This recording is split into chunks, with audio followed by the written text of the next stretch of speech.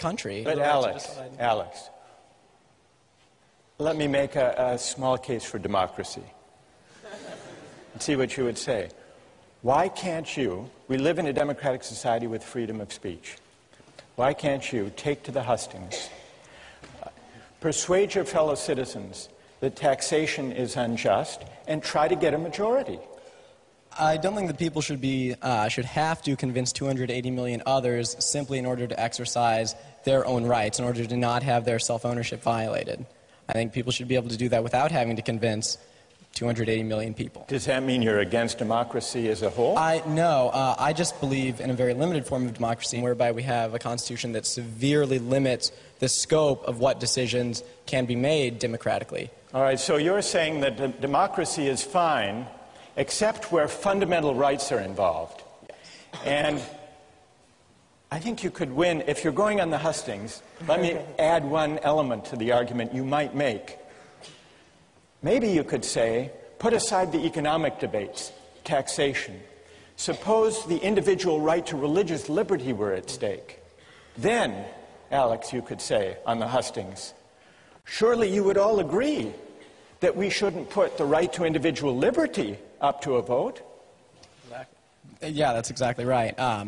And that's why we have constitutional amendments and why we make it so hard to amend our Constitution. So you would say that the right to private property, the right of Michael Jordan to keep all the money he makes, at least to protect it from redistribution, is the same kind of right with the same kind of weight as the right to freedom of speech, the right to religious liberty, rights that should trump what the majority wants.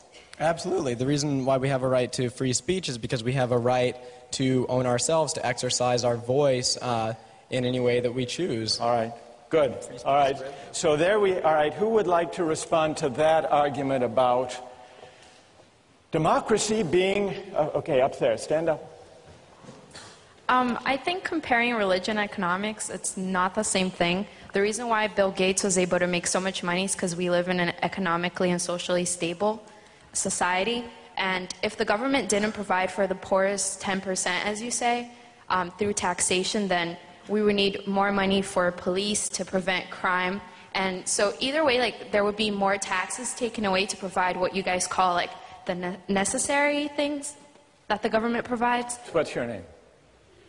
Anna. Anna, let me ask you this. Why is the fundamental right to religious liberty different from the right Alex asserts as a fundamental right to private property and to keep what I earn? What's the difference between the two? Because you wouldn't have, you wouldn't be able to make money, you wouldn't be able to own property if there wasn't a socially, like, if society wasn't stable.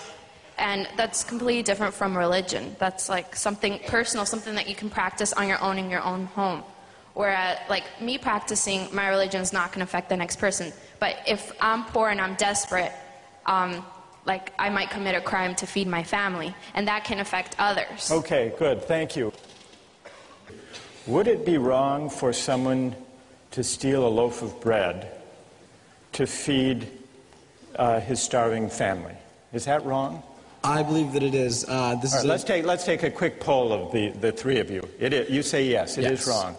It violates property rights. It's wrong. Even to save a starving family? I mean, there are definitely other ways around that. And by justifying... No, hang on, before you laugh at me.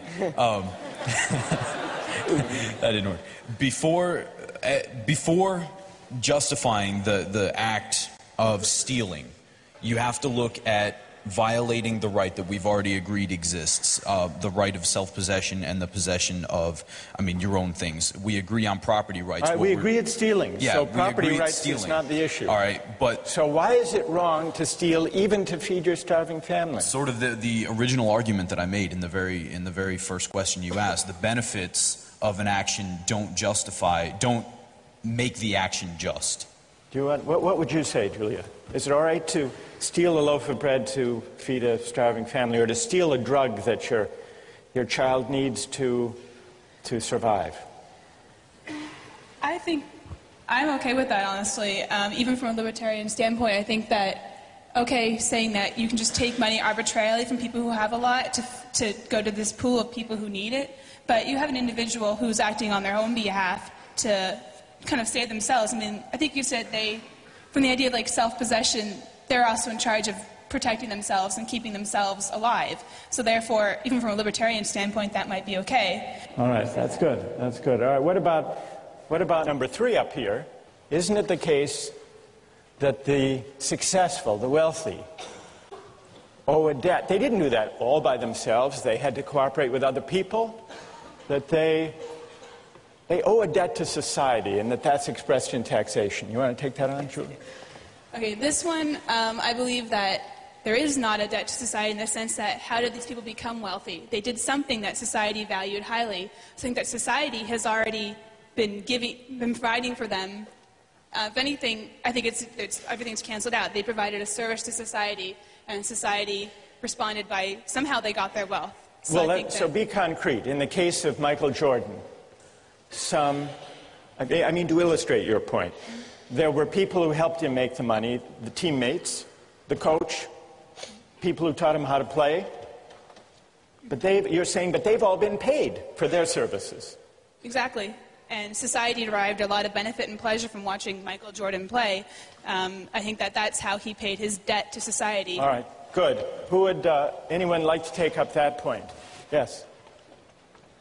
I think that there's a problem here with that we're assuming that a person has self-possession when they live in a society. I feel like when you live in a society, you give up that right. I mean, technically, if I want to personally go out and kill someone because they offend me, that is self-possession. Because I live in a society, I cannot do that. I think it's kind of equivalent to say, because I have more money, I have resources that can save people's lives. Is it not okay for the government to take that from me? It's self-possession only to a certain extent because I'm living in a society where I have to take account of the people around me. So are you questioning, what's your name? Victoria. Victoria, are you questioning the fundamental premise of self-possession? Yes. I think that you don't really have self-possession if you choose to live in a society because you cannot just discount the people around you.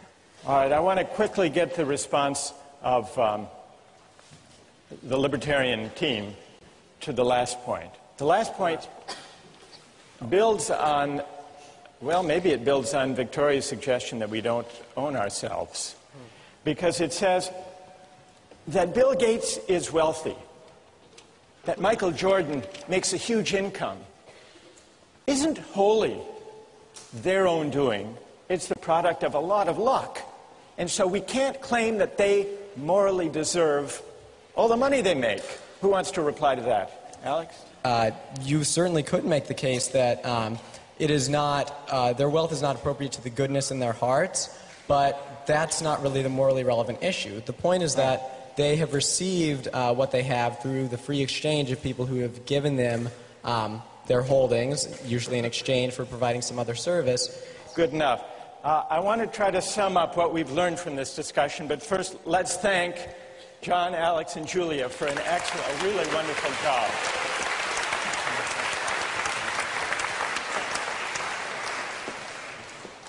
Toward the end of the discussion just now, Victoria challenged the premise of this line of reasoning, this libertarian logic.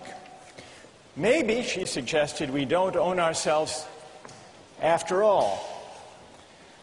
If you reject the libertarian case against redistribution, there would seem to be an incentive to break into the libertarian line of reasoning at the earliest, at the most modest level, which is why a lot of people disputed that taxation is morally equivalent to forced labor.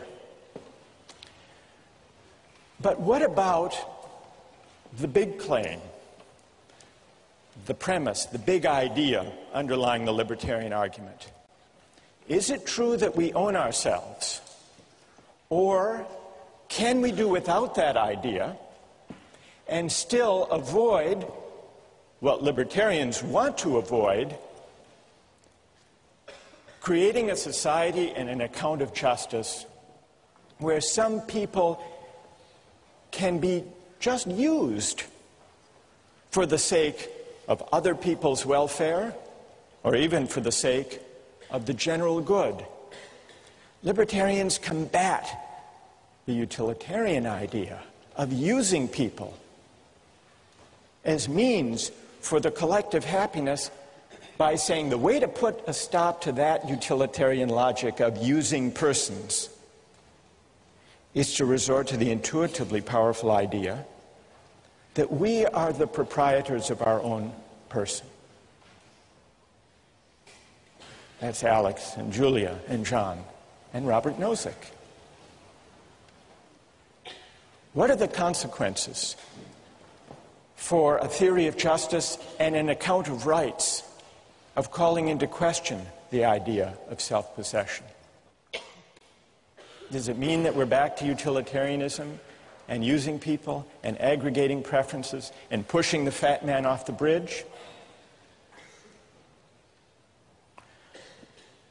Nozick doesn't himself fully develop the idea of self-possession. He borrows it from an earlier philosopher, John Locke. John Locke accounted for the rise of private property from the state of nature by a chain of reasoning very similar to the one that Nozick and the libertarians use.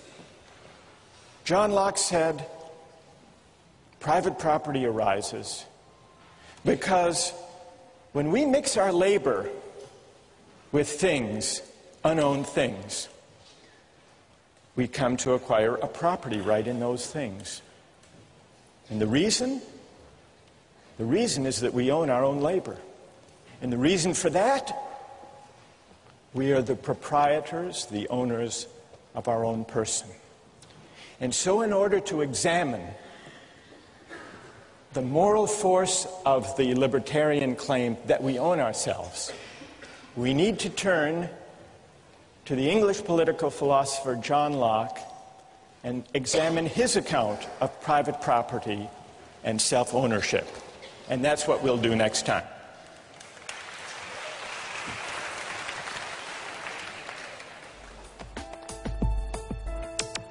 Don't miss the chance to interact online with other viewers of Justice. Join the conversation, take a pop quiz, watch lectures you've missed, and learn a lot more. Visit justiceharvard.org. It's the right thing to do.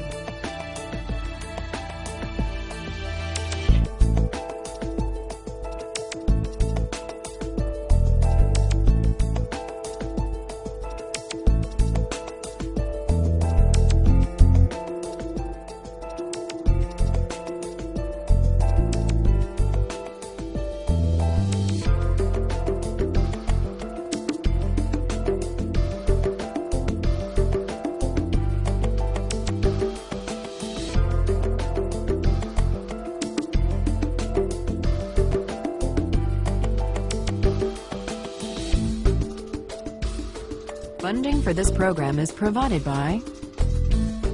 Additional funding provided by